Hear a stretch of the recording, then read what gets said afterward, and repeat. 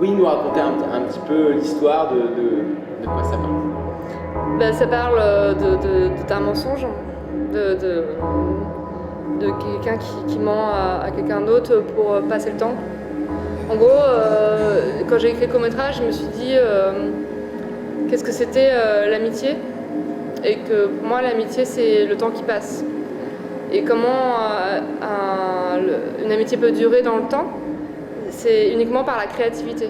Enfin, c'est mon point de vue sur l'amitié. Oui. Et si l'amitié dure, c'est qu'on crée à chaque fois la relation, et donc on remet en jeu à chaque fois toute la relation. Et pour moi, la relation d'amour entre ces deux personnages, c'est qu'elles jouent à chaque fois leur amitié. Ce qu'on peut dire aussi, c'est que c'est une histoire d'amitié entre femmes. Est-ce que finalement il y a une manière de filmer les femmes ou la féminité, ou finalement est-ce que le genre de ce côté-là n'a aucune importance? Non, ça n'a aucune importance, c'est uniquement politique. Je filme des femmes parce qu'il n'y en a pas assez. Et pour moi, c'est pas des femmes, c'est des personnages, quoi. Je me suis jamais posé la question c'est quoi une amitié féminine? Oui. C'est pareil qu'une amitié masculine. Voilà, c'était ma question. Voilà, c'est pareil. Alors, le film, j'avais l'impression en tout cas, était aussi un peu tourné dans... Enfin, je voulais parler un petit peu de l'espace aussi dans le film, qui est un espèce de non-lieu finalement. Le contexte n'est pas forcément défini. Qu'est-ce que ça représente justement dans ce film-là, l'espace qui entoure ces deux personnages? C'était avant tout économique. Parce qu'au début, quand j'avais écrit le scénario, il y avait un décor, il y avait un chapiteau, il y avait un décor avec un buffet qui était abîmé. J'aurais rêvé de faire ça, mais il a fallu que je coupe plein de scènes parce que j'avais pas assez d'argent, et que, comme l'idée du film à la base c'était de tester les actrices, de faire un film d'actrices, ce que je n'avais jamais fait. Donc je me suis dit, bon bah, toute la thune, je vais la mettre dans la caméra, et je vais la mettre où je peux, donc ça a des jours de tournage. Et du coup, il fallait sacrifier des choses, donc j'ai sacrifié le décor, alors que le décor me manque dans ce film. Voilà, et du coup, je me suis dit, bon bah, le décor, c'est la nature. Et après, voilà.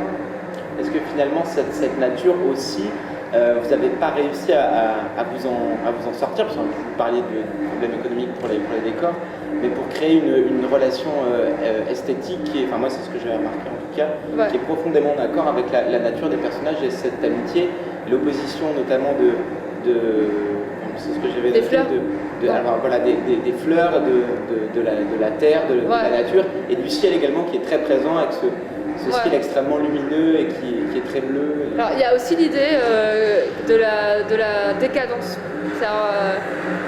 Ce qui m'intéressait, c'était le lendemain de fête. Une fête, c'est dans un intérieur, enfin en tout cas c'est dans une civilisation, c'est quelque chose de construit, de culturel. Et donc le lendemain de fête, parce que moi ça m'intéresse pas de filmer le mariage par exemple, je m'en fous complètement, mais l'après-mariage, c'est-à-dire on a fait la fête.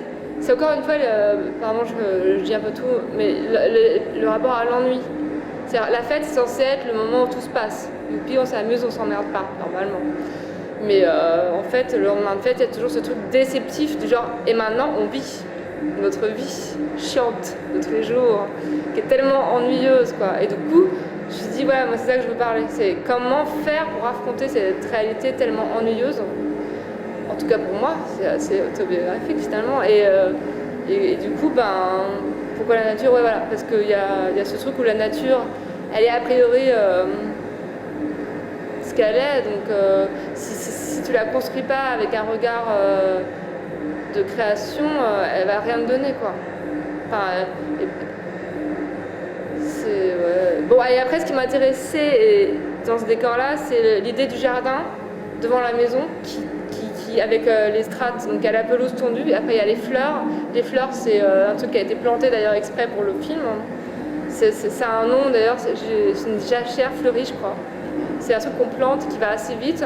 Et après il y a la nature. Donc j'aime bien moi l'idée, d'ailleurs ça m'intéresse beaucoup au cinéma, quand on filme des jardins, et après il y a la barrière, et après il y a des strates comme ça, et c'est retourné vers le sauvage.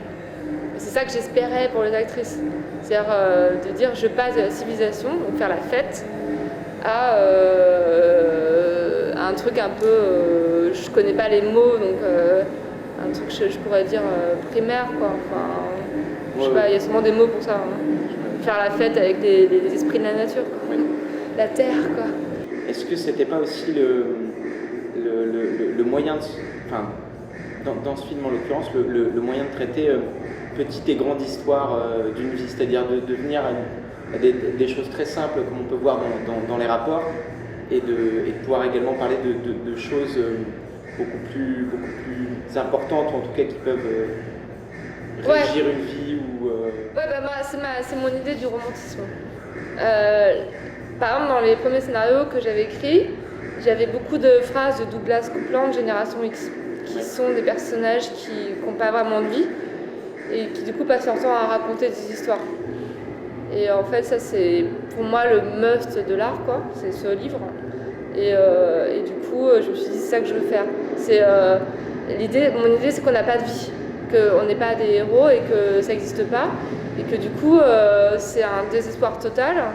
Et que pour avoir une vie, il faut juste se raconter des histoires, et que c'était ça l'héroïsme, c'était de raconter des histoires. Merci beaucoup. Merci de nous avoir raconté ce petit moment. Pour plaisir, merci, bonne chance. Ouais.